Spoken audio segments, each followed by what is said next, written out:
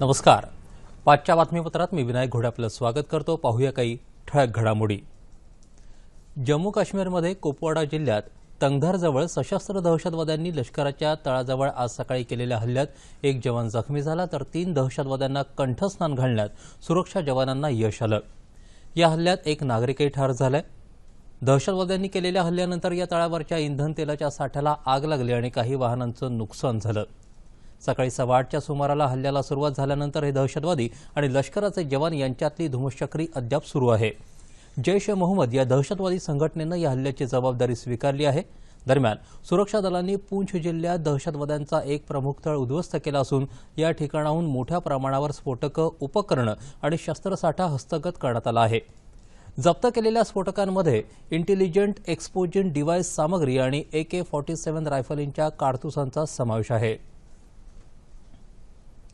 संसद हे देशातल्या नागरिकांच्या आशा आकांक्षा प्रतिबिंबित करणारं सर्वोच्च सार्वभौम सभागृह आहे.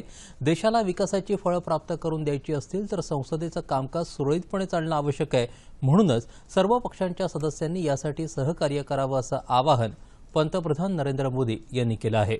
उद्यापासून सुरू होणाऱ्या संसदेच्या हिवाळी अधिवेशनाच्या पार्श्वभूमीवर आज नवी दिल्लीत झालेल्या सर्वपक्षीय बैठकीत ते बोलत होते. वस्तू आणि सेवा कर विधेयकाबाबत विरोधकांच्या विधायक सूचनांचा सरकार निश्चितपणे विचार करेल असंही ते म्हणाले. साखर कारखाने टिकलेच पाहिजेत अशीच राज्य सरकारची भूमिका आहे.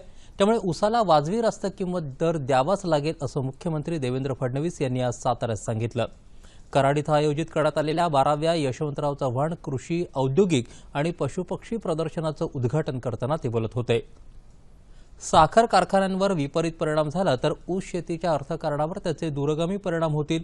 म्हणूनच ऊसाच्या खरेदी करात सूट देण्याचा निर्णय राज्य सरकारनं घेतलाय. या निर्णयामुळे शेतकऱ्यांना 700 ते 800 कोटी रुपयांचा फायदा होईल असं ते म्हणाले.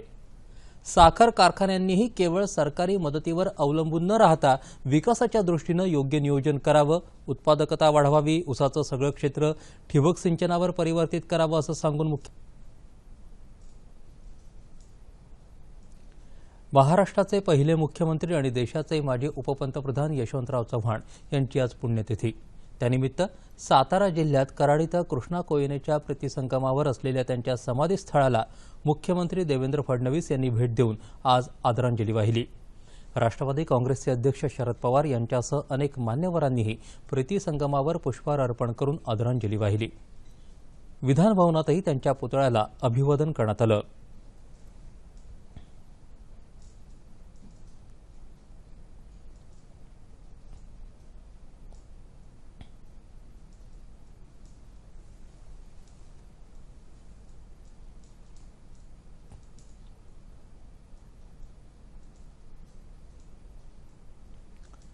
गुरु नानक हे शिखांचे पहिले धर्मगुरू.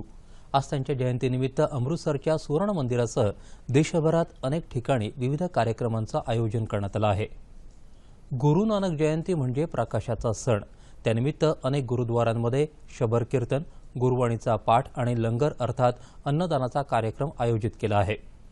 गुरु नानक जयंतीनिमित्त राष्ट्रपती प्रणव मुखर्जी, उपराष्ट्रपती हामिद अन्सारी, पंतप्रधान नरेंद्र मोदी आणि माजी पंतप्रधान मनमोहन सिंग यांनी शुभेच्छा दिल्या आहेत.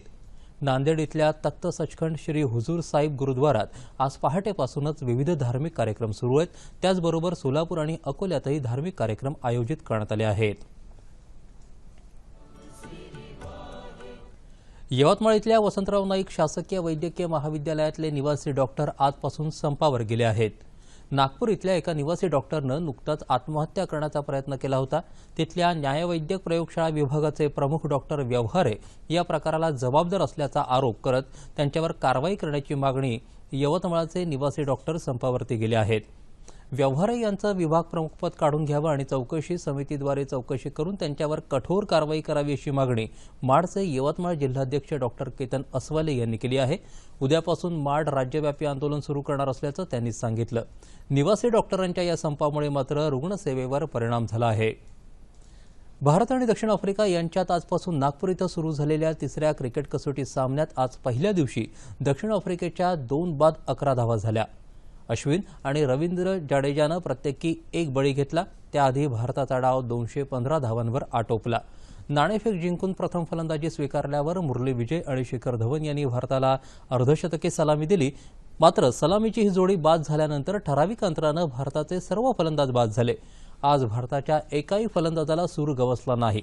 मॉर्ने मॉर्कल आणि हार्मर या जोडगोडीनं भारतीय फलंदाजांना स्थिरावण्याची संधीच दिली नाही। मॉर्कलनं 3 तर हार्मरनं 4 गडी बाद केले। याबरोबरच हे बातमीपत्र संपलं। पुन्हा भेटूया संध्याकाळी 7 वाजता आपल्या सह्याद्री वाहिनीवर। नमस्कार।